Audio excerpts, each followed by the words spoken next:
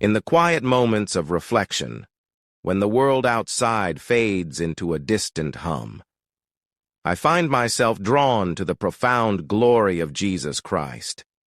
It's a glory that transcends the ordinary, a radiance that pierces through the shadows of doubt and despair.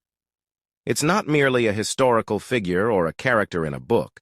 It's a living presence, a beacon of hope that has illuminated the hearts of millions across centuries and continents. Consider the simplicity of his birth, born in a humble stable, wrapped in swaddling clothes, heralded not by kings, but by shepherds. The glory of Jesus begins in the most unassuming of places, a reminder that greatness does not always come with grandeur. It's a paradox that challenges our understanding of power and prestige. In a world that often equates success with wealth and status, Jesus shows us that true glory lies in humility, in the willingness to serve rather than to be served. As he walked the dusty roads of Galilee teaching and healing, his glory was evident in the way he interacted with the marginalized, the outcasts, the sinners. He didn't shy away from those society deemed unworthy. Instead, he embraced them, offering grace and forgiveness. The woman at the well, the tax collector in the tree, the lepers who were cast aside, each encounter was a testament to his boundless love.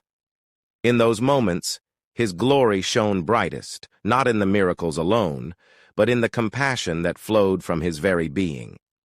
And then there were the miracles themselves, acts of divine intervention that defied the laws of nature. Water turned into wine, the blind receiving sight, the dead raised to life. Each miracle was a glimpse into the kingdom of God, a foretaste of what is to come. But even more than the miraculous, it was the message behind them that revealed his glory. "I am the bread of life," he proclaimed, "the light of the world." In these declarations, he invites us into a relationship, a communion that nourishes our souls and illuminates our paths. The glory of Jesus is not confined to his earthly ministry. It culminates in the ultimate act of love, his crucifixion. The cross, an instrument of shame and suffering, becomes the very symbol of glory.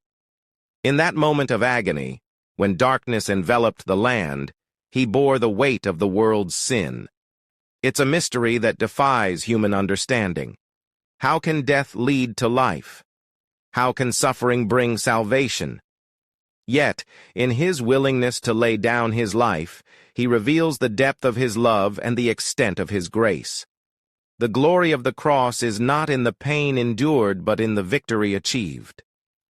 "It is finished," he declared, and in that moment the chains of sin were broken, the veil torn, and the path to reconciliation with God was opened wide. And then, the resurrection. Oh, the glory of the resurrection!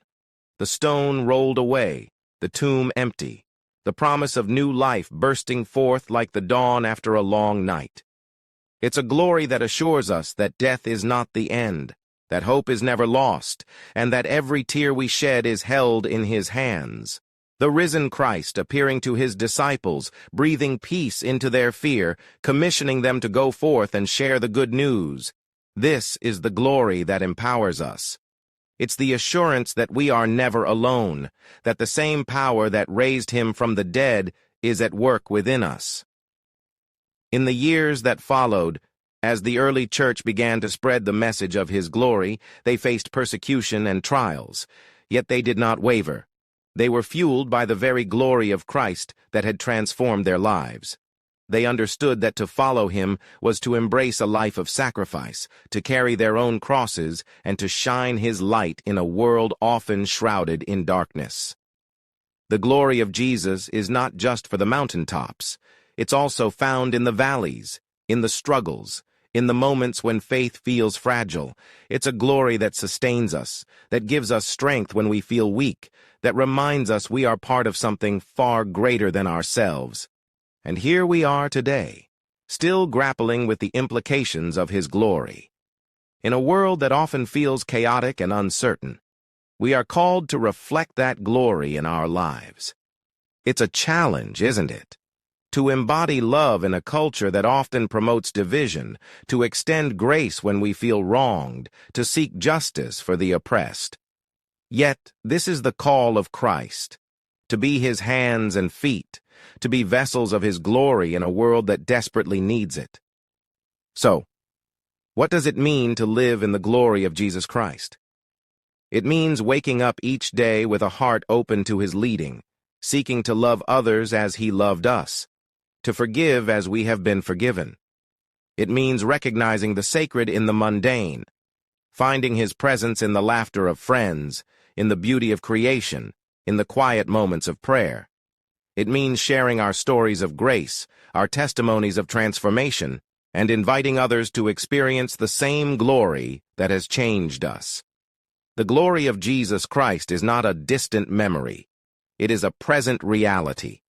It is alive in us, calling us to rise above our circumstances, to hope against hope, to believe in the impossible. It is a glory that invites us into a relationship, a journey of faith that is both challenging and beautiful.